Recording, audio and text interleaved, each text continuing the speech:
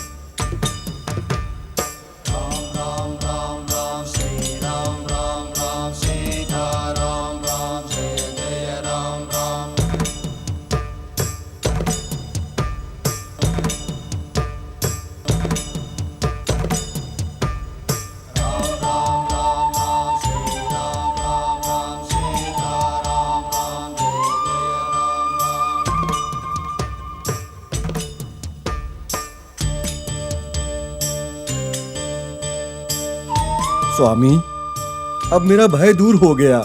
अब आप सब लोग मेरी नाव में पधार सकते हैं। केवटराज, कहते हैं गंगा देवी तो श्रीमन नारायण के श्री चरणों से ही उत्पन्न हुई हैं।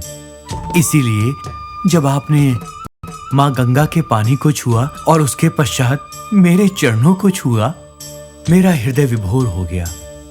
मैं आनंदित हृदय से आपको आशीर्वाद देता हूं कि न केवल आप अपितु आपका कुटुंब, आपका पूरा वंश अनंत कालों तक सर्वसंपन्न रहेगा।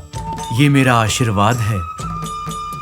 हे प्रभु, आपके इस मुख से हमें आशीर्वाद दिलाने के लिए इस सिंह के हम बहुत आभारी हैं। ठीक है, समय हो रहा है, नाव पर विराजमान होइए।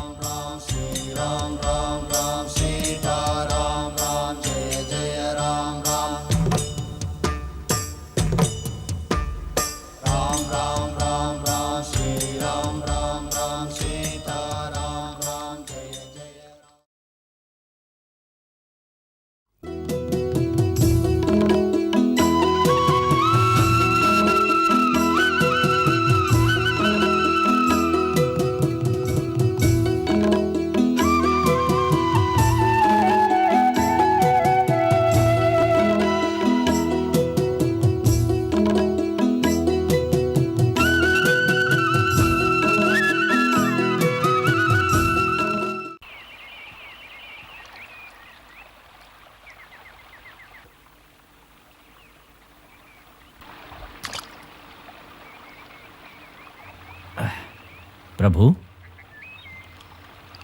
आइए आइए।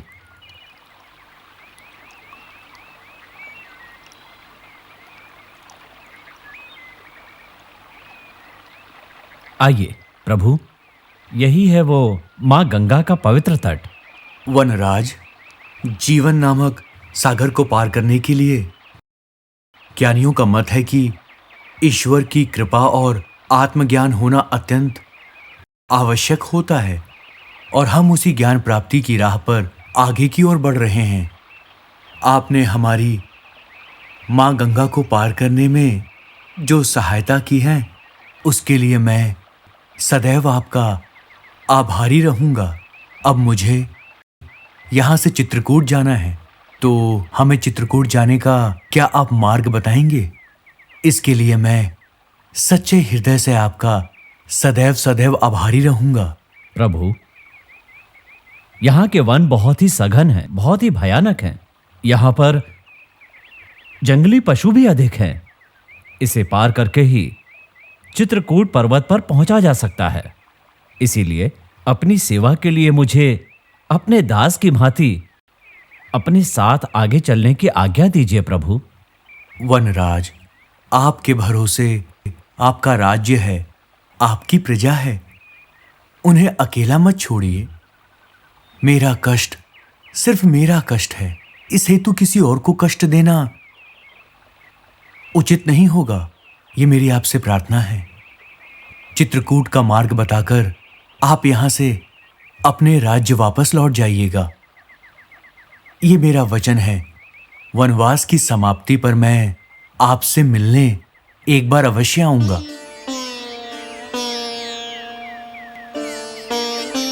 हे वनराज, आप लोगों ने मुझे जो प्रेम दिया है वो अति अनमोल है।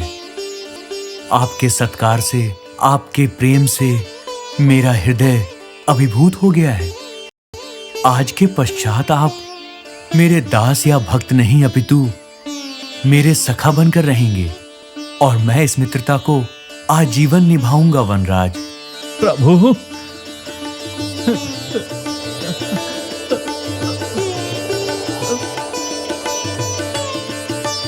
हे वनराज, मेरे पिता के तो 4 पुत्र हुए हैं, परंतु आज के पश्चात आप मेरे भाई समान हैं। आइए, मेरे गले लग जाइए।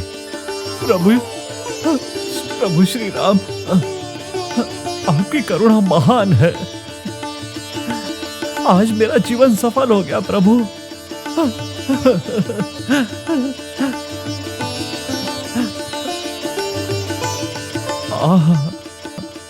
मैं परम सौभाग्यशाली हूं प्रभु। हे राम। नहीं नहीं नहीं, मेरे प्रभु श्री राम। वनराज, दुखी मत हो, हमें आगे का मार्ग बताओ। यहां से हमें किस दिशा में जाना होगा? प्रभु, आप उस तरफ जो राह देख रहे हैं ना, वहां से जाने पर आप चित्रकूट पर्वत पहुंच जाएंगे। ध्यानपूर्वक जाइएगा। वनराज, प्रभु सदैव तुम्हारी रक्षा करेंगे। अब मैं चलता हूं, शीघ्र हमें चित्रकूट पहुंचना है। सीता, लक्ष्मण, अपना ध्यान रखिएगा।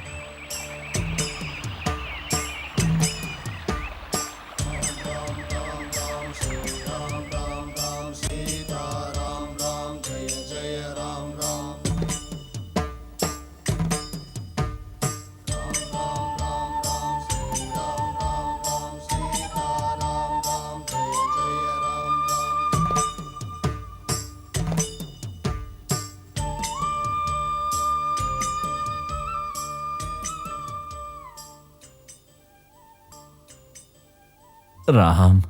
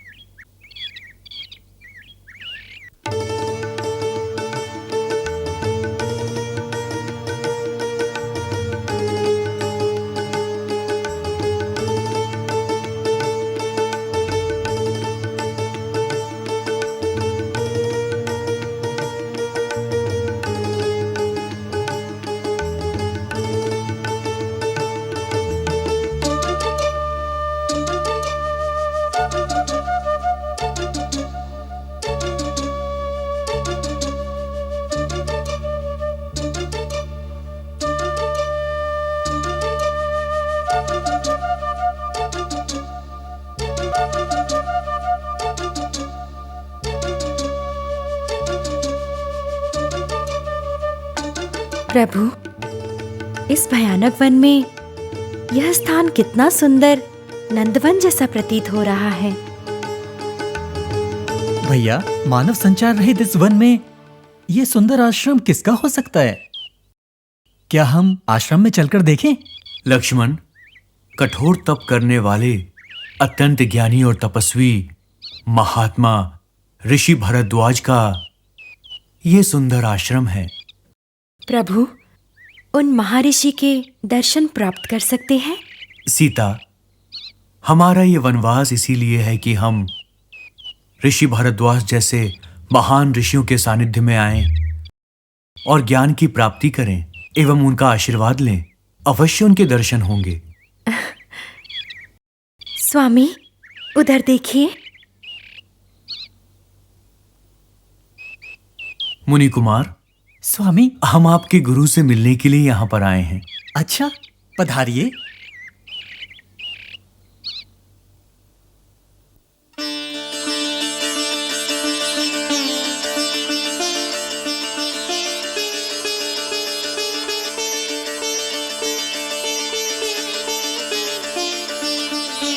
आहा, आहा, कितना अद्भुत दृश्य है। मेरे प्रभु स्वयं महाविष्णु, महालक्ष्मी और अविशेष के साथ पधारे हैं। मेरा अहोभाग्य है।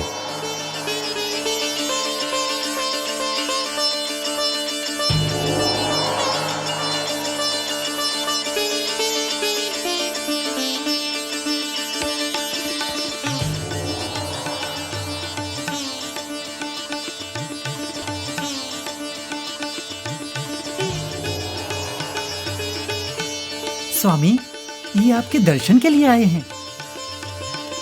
रघुवंशी राम का महर्षि भारद्वाज को सादर प्रणाम स्वीकार हो। आयुष्मान भव। तुम्हें देखते ही मुझे ज्ञात हो गया कि तुम अयोध्या के राजकुमार हो। राम, तुम्हारे जैसे महापुरुष को देखने के लिए मैं बहुत दिनों से व्याकुल था। ये सौभाग्य मुझे आज प्राप्त हो गया। किंतु राजवंश में जन्मे आप लोग मुनियों जैसा वेश बनाकर वन में क्या कर रहे हैं? गुरुदेव, मेरे पिता ने मेरे भाई भरत को राज करने के लिए और मुझे 14 वर्ष के लिए वनवास में ही रहने का आदेश दिया है। इसीलिए पिता के वचन का पालन करने हेतु मैं वन में निकला हूं ऋषिवर, और मेरे साथ मेरी धर्मपत्नी सीता भी साथ में है और मेरे छोटे भाई लक्ष्मण भी साथ में हैं। हम आपके दर्शन हेतु आए हैं। ओहो, पृथ्वी पर राज करने वाला तप करने आया है। स्वर्ग के देवता भी पृथ्वी पर जन्म लेते हैं तो वह भी विधि के विधान से नहीं बच सकते। आप उसका उदाहरण हैं। राम, यह वन सुंदर है, शांत है। चाहे तो यहीं आश्रम बनाकर रह सकते हैं। मुनिवर, आप ये ना समझिए कि हमारे यहां रहने से आपको कोई भी कष्ट होगा। मेरा विश्वास कीजिए, हमारे यहां रहने से आपकी तपस्या में किसी प्रकार का कोई विघ्न नहीं आएगा। परंतु मैं आश्रम में नहीं रह सकता। ऐसा है तो यहां से कुछ ही दूरी पर चित्रकूट पर्वत का शिखर है। आप जहां तक देख सकते हैं, वहां रहने वाले सभी प्राणियों को जीवन भर पुण्य प्राप्त होता है, मन पावन रहता है।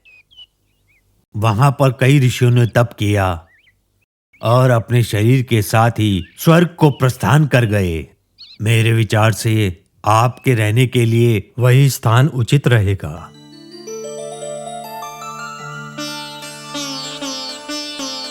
अति उत्तम मुनिवर, हम तीनों चित्रकूट पर्वत पे जाकर ही रहेंगे।